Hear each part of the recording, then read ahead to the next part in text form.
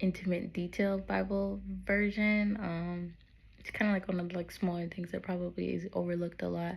But my pastor had actually talked on this, but it was talking about Naomi when she had came back with Ruth after, her sons had died and the other, I can't think of her name, woman went back. I was gonna say Delilah, but I don't think that's right. Went back to her old life, and Ruth stayed with Naomi, and they went back. And when she got there, um, she was so shameful and sorrowful about everything that she had went through that she had changed her name. And I can't think of what she changed her name to, but it was like that moment of like, oh, call me this, for I am, I don't have any sons, like, my life, I'll never have a grandson. Like, she was really, wallowing in what she had went through. And I think that a lot of us probably have experienced that, where it's like, I really want to, like, I just want to change completely who I am, change my name, change everything. When I go back to my hometown, I don't want them to even know me, bring up my past, none of that. And it was kind of like one of those things where it was like, wow, like that was something that was relatable. Like, especially, I mean, I've never lost a child, but it's just like going through so much heartache and pain could literally make you want to just change it. Like, I don't even want to be me anymore. I don't even, I'm tired, I don't want to be my anymore. I want to be, Renee. Like, now I'm Renee, just call me Renee. And it was something too of like, the name she picked out was something of like sorrow, but it was like she had went through that. And then it was like, once Ruth ended up having a child, she was able to have that as her new son, I believe, or he took the name that took over the inheritance or whatever it may be to keep his name. But she was like, oh yeah, my grandson, and she was back to being you know who she was called to be. But she went through a rough patch there, and it's relatable when you go through a rough patch where it's like, I just don't want to be associated with nobody. I don't care about none of this. Like, Ruth was really a blessing to her in that moment, and it's really like a reflection of like, wow, I'm sure you have been through something. I know I have, where it was you had a person there with you who helped you get through it, and it's like, I wouldn't survive without this person. And that is really relatable too. And it's like, you think about that, it's like, yeah, God really does know how to send someone in the midst of a storm. I mean, Ruth had married into the family, and she was with the husband, and that was what she thought her life would be. And the husband ended up dying, and she ended up being a blessing unto his mother, Naomi. And it's like, wow, like, you'd never see the journey heading there, but it's beautiful to see how it unfolded with her being able to serve and help her, and to get married, and to have a child, and to go through this whole journey. It's very interesting to see how God had already had everything organized and predestined and things along those lines. But yeah, it was. I'm saying this to say that if you go and you watch the movies and you build these relationships with these characters, if you create the characters real, is what I was saying about, look into the character of the person, create the people's character real in your life, pertain it to things that you've experienced. When you think about the person in the Bible, in the story, and this is something that he has been working on me on too, I want to go through and like list character traits of each person and really dive deeper into their actions and what they said and why they reacted that way and things like that. That's my next step. Once I read through the Bible, I'm going to go back and I'm going to go to each person individually, like Cain, like how he responded, what he was battling with, things like that, like pride, arrogance, whatever it may be, anger that caused him to act this way, the way his mannerism and things like that. And I think when you take the time to learn these people, because they were people, they were alive, they were real people. I think it's just anything like history class, taking the time to learn who Martin Luther King was, what he did, what his life was like, what caused him to get to the point that he got to. Or I mean, you could say that about anyone from the past, anyone that you learn about.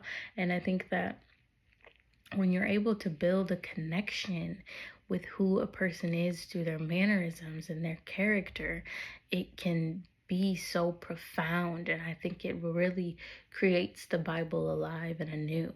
And that's similar even today's day and age with like music. When you listen to music, it it creates something inside of you that almost pulls you to feel like you know the singer, because they're singing something so profoundly intimate in your life, something that they're voicing into a song, something that you haven't been able to speak out loud, and they found a way to communicate exactly what you're feeling, and you didn't even know that that's exactly what it was until you heard that song. And now you have a bond with this artist because they have this ability to create this connection with you through experience in life and things that they've gone through or that you've gone through that has tied into who you are today. And I think that when you do that with obviously God, Jesus, and the Holy Spirit first, that's number one. But you do that with the Bible and people in the Bible and their mannerisms and their characteristics, and you thinking like, oh, I could probably been friends with Martha, like we have a lot in common, very, I could do that. Or I definitely understand Paul was, he was on the wrong for a minute there, but he definitely got something. And when you start to develop it like, this is my family, these people are people who I am in a family with through God. They are my sisters and my brothers. They are citizens of the kingdom that I'm a part of. And you start to think that way, I think it opens a door that was previously shut in understanding God and the Bible and understanding the importance of it. So, I mean, as someone who I know that there's a lot of people who love to read, but maybe it's like I can only read stuff I'm interested in. Finding a way to have the characters have a reason for you to read, or even a TV show. When you have a TV show and you have a favorite character, you will watch at least 3 to 4 to 5, just maybe even more, terrible seasons just because you like that character. Or if that character leaves the show, you might stop watching the show altogether. Because, I mean, don't even get me started on I go down that field. That's not what we're talking about. But, it has an impact. And I think that when you're able to have that bond in there, it makes it easier.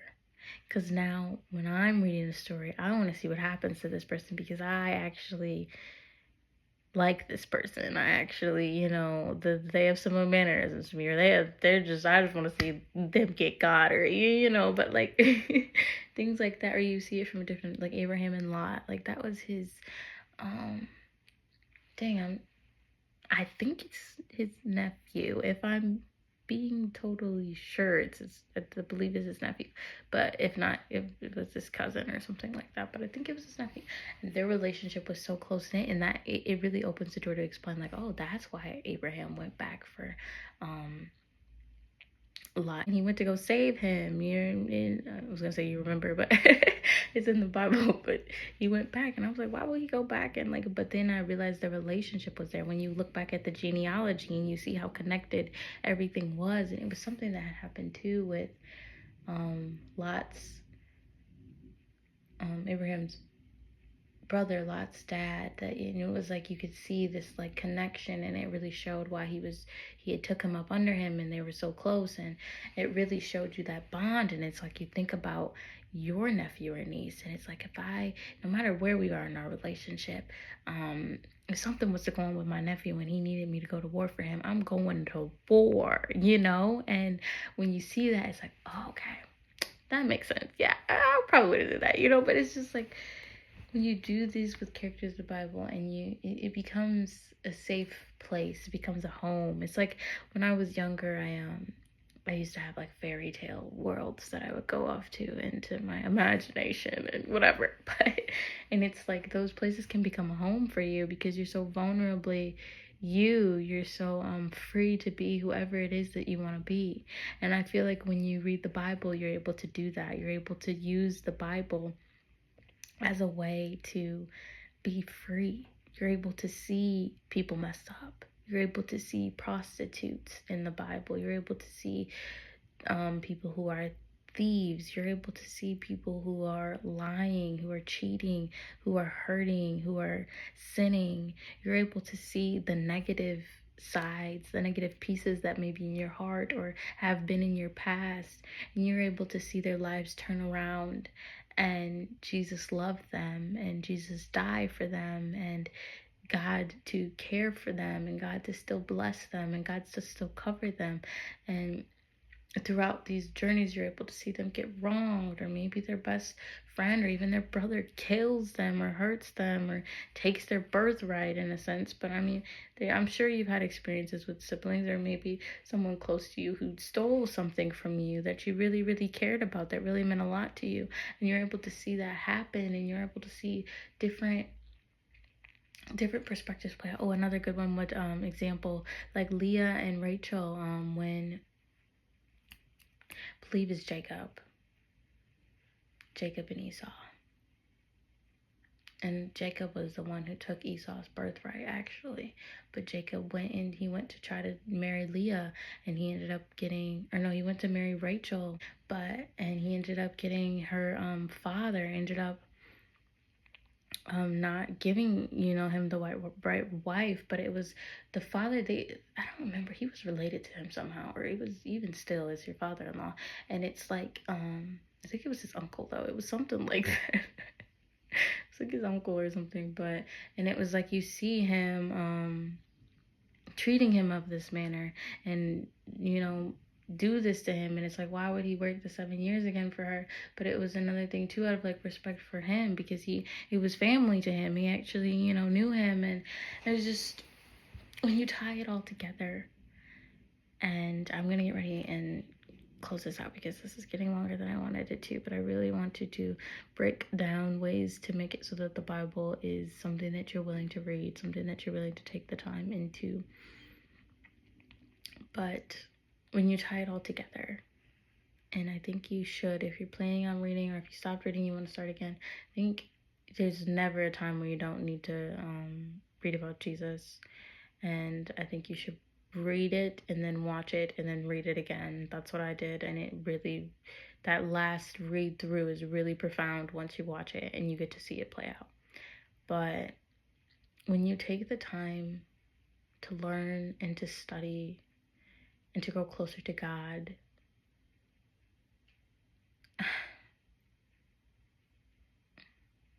I'm gonna get emotional, so I'm trying not to. But it's life-changing. And it's literally life-changing, because your understanding of what life is changes. It changes when you realize how much everything else matters, and how little you do, how little your stuff does, how little this worry about a bill matters over that person who's on the street and needs some help getting off of it, over the child who's lost, the hurt people in the world. When you focus in on God and you see everything that is going on around you, because that's what it is. When you put your focus on Him, He puts your focus out there. And when you're able to see out there through Him, that's when your life changes. Because we can see it every day and it can impact us, but it doesn't change until you have God's heart for the people. The only way to get that is through Him. I've started praying, God, I pray that I'm able to love others the way that you love them. That I'm able to have a heart for them the way that you do. And you start to see those around you as brothers and sisters of the kingdom, as souls to get in. And obviously there's the enemy, and obviously there's devils, but you start to see it that way too. That this battle isn't about that person. Well, it's their soul, about saving their soul, but they have pride and arrogance and fear. And a lot of the times, the people who are hurting people the most, who are being just mean and spiteful, are the people who are so broken. Who are so broken inside When you go to God and you find out what that person went through, and you realize that if that would have been me, there is no guarantee I wouldn't have ended up like that. And it changes your perspective on life, on people. When you start to see who the person is and what demons are attacking them, what they're battling every day. Because I know when I've been attacked by demons, especially in the past, when there's just so many of them on me or around me or attacking me, I know I'm not my best self. I know probably said terrible things to people. I know that I've probably shut people out, treated this person wrong, did that wrong, and there is no excuse for that. But it's understanding that they're battling that spirit. And maybe it's flesh too, but flesh is a hard battle itself. But when you're battling those things and you see that that's what they're battling, it changes your approach. It changes your approach. This is good. This is turning into a whole sermon. We're supposed to be talking about the Bible, but it changes your approach. Because I know now that this person, I either need to give them deliverance, I need to pray against the spirit that is attacking them, or I need to love them like Jesus loved. I need to fill them up because they are hurt. And they are trying to hurt me to get me to leave just like everybody else did. But I need to attack back. And I need to do it in my spirit, not my flesh. I'm not going to let my emotions stir me up and I can't believe you said that and you're this and you're that. No. I need to circle back, get a game plan. You just said all that. Can you give me a minute to digest? Pause. If you have to pause, I put pause on conversation so many times people got sick of it. I will be mid-conversation and someone will either ask me something and I pause. I gotta check in with God. Give me a second. I don't want to give you the wrong answer. I don't want to give you an answer and not do it. So give me a second. I'm about to check in with God real quick. Give me a second. And I will sit there. God, am I supposed to do this? But no. Well, God, no. Or well, maybe. What do you think about this? Or if I did this in this manner, what do you? And I will sit there until I have a clear answer and understanding. And if I don't get a clear one, I'll be like, I don't know right now. I'm gonna have to get back to you on that because I haven't been able to get a clear yes or no from my Father. But that's just when it comes to questioning. But when you have an approach, it's like, okay, God, this person's battling this. What you need me to do? You need me to pray for him? You need me to cast that spirit out right now? You need what do you need me to do? You need me to give him a hug? You need me to send him encouragement? You need me to text him every day that I love them, even if they don't respond? What do you need me to do? And when you start operating like that, as someone who is a warrior, as a citizen of the kingdom, as someone who is trying to save this soul from whatever it is that is attacking them, and you see that for every person around you, oh, it's good. It's life-changing. It takes away that hurt and pain that's inside of you. Because sometimes someone will hurt us and we get so caught up in it. Oh God, this person hurt me. Oh God, he hurt me so bad. Oh God, I can't believe that this happened to me. I can't believe that you let this happen. Why would you let this person hurt me? Why am I going through this? Oh, why me? Oh, why me? Oh, why me? But when you stop for a minute and you take yourself out of the equation, oh, glory to God. When you take yourself out of the equation just for a minute, I know we're so quick.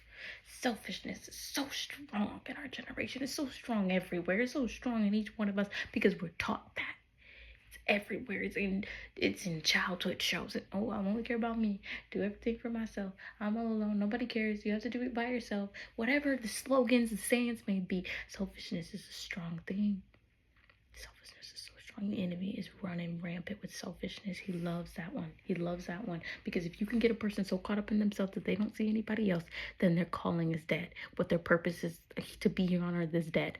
They're not walking in God's light, it's dead. If God's not agreeing with their will, it's dead.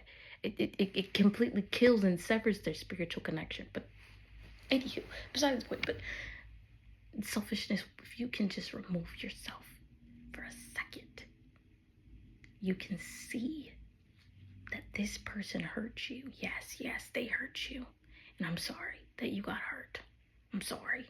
It's not fair that you got hurt. But the thing is, if you don't let it hurt you, well, that's a whole nother perspective on it. But if they hurt you and you pause, this is before you've gotten to the point of not letting it hurt you. But if they hurt you and you pause, you say, okay, God, that wasn't about me. I'm moving myself from this. What is this person battling? What happened to that person today to cause them to hurt me? What is the reason behind? Because God knows the heart. He knows the reason, the motive behind. So my pastor said this today, but the motive behind why they did the action.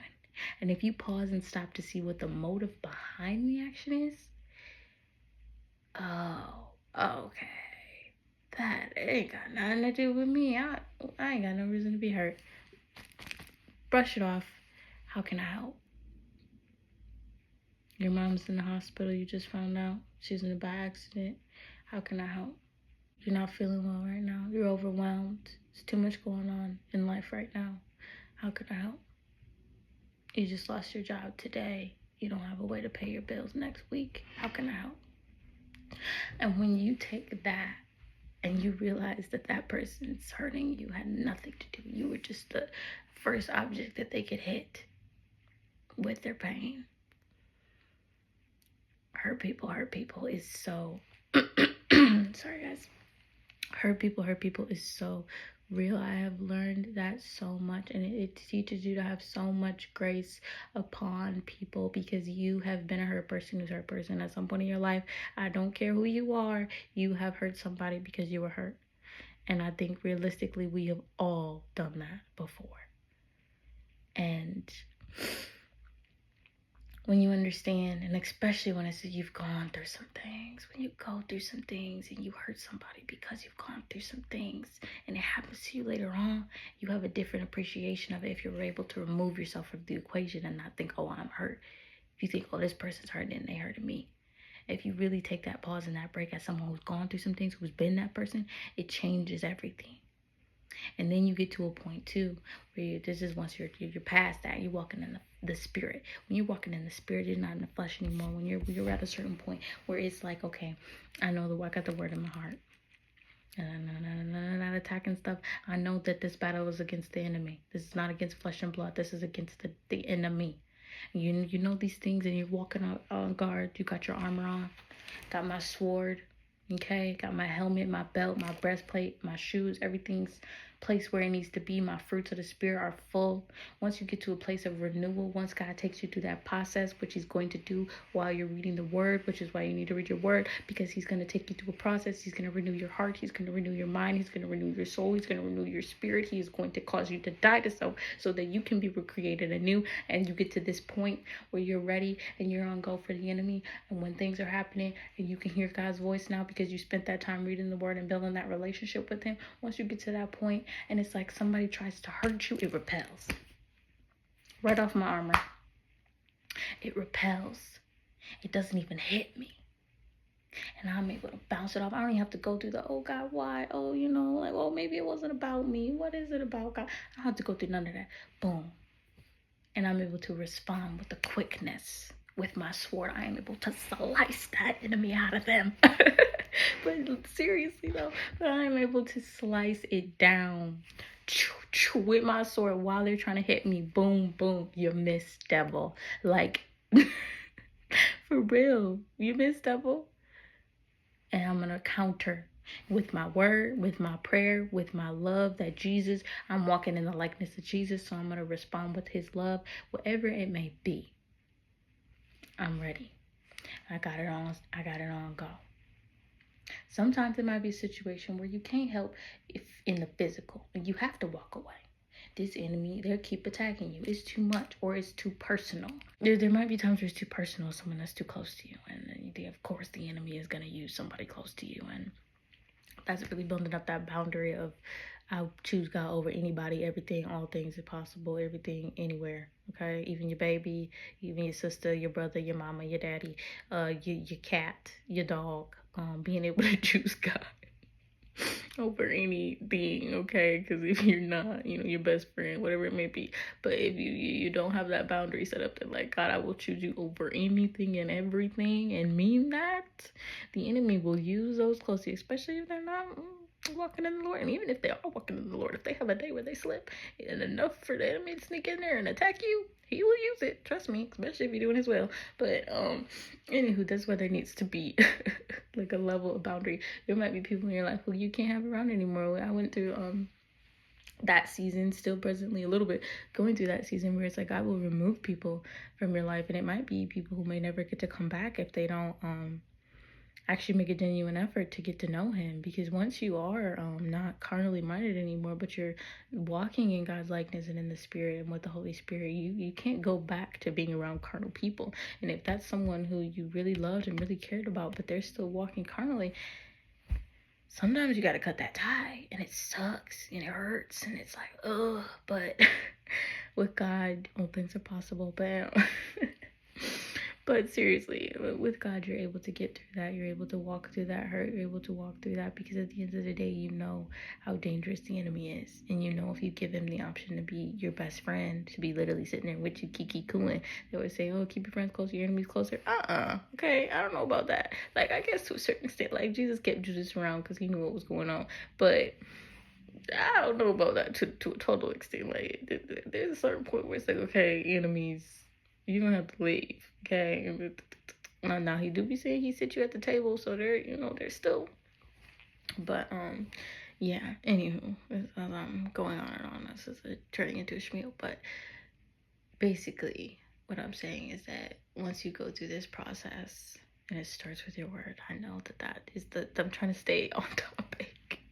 Because the word is so important, but there's so many things that pertain off of the word. That's why I'm kind of branching here. But you go through this process, you realize the fight is with the enemy and not with the Spirit, and your life has changed. And you're able to see things differently, you're able to walk differently, you're able to approach life differently. And I think the growth and healing process is a journey. I will probably be doing a video on growth and healing, because I want to sit deep, and I'm still going through some healing and things like that. Well, not healing, but growth for sure. I think you can always grow, but yeah, so it's real work. It's a real journey. You gotta pick up that armor, the fruits, and that cross every day. All three of them every day. You wake up. Gotta read your word every day. Gotta pray every day. This is an everyday thing. It's just like school. When you're studying, you got to study that topic every day, over and over and over. 5 to 10 minutes. You learn a new language every day, over and over and over. 10 minutes to an hour to 2 hours, whatever it takes, however committed, how quickly you want to learn it. But that's up to you. But you got to do that thing, and you got to do it every day consistently, because if you don't, you're going to forget stuff. Or you're going to slip up, or you're not going to get a 100% A+ on a test. And in this journey, this fight, this real life situation, this is real life. This is not a test on, calculus. This is real life. And like, yeah, you can pass with a B, that's cool. But we shoot for 100% around here, because come on, y'all.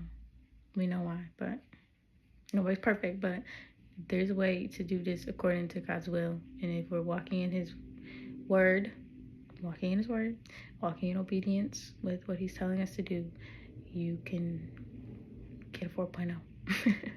Or score high, get A's. I mean, I'm gonna get A+, but you can at least get A or A-. And we should be shooting for that. Obviously, there's always gonna be slip-ups and things like that, but we should be rooting and shooting and studying to be able to get an A. Okay? Jesus is a 4.0 student, okay? So probably a 5.0. Probably had a whole extra point system, but alright, y'all.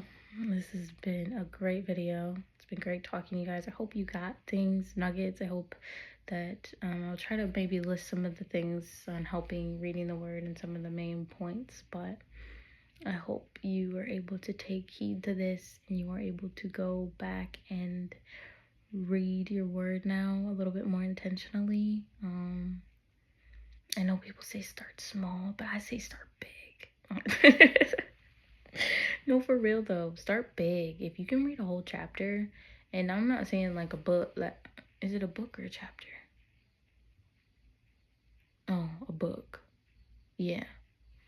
No, yeah, I'm not saying a chapter, I'm saying a book. If you could read like a book, and it's not even like to read it to get like a super, super, super deep understanding, but if you can like really go through a storyline, like First Samuel is a really good story spot to start, or even with the disciples, if you're able to read just John or Matthew or Luke, if you're able to go through and read it and just, read their chunk, like their whole thing. I mean, you could find probably one of the small, some of them are only like the page, on the Bible. But if you could go through and find one that's like pretty decent size and just read that, or find a story like in Genesis. I know they have a bunch of different things that happen, but you can find a story line in Genesis and just read that. Like go through and read Noah, him and the ark, and just go through, read that whole story, the whole thing, one sitting, and just digest that. And then from there, find another one, something that might interest you. Esther, you might be interested in Queen Esther, her story.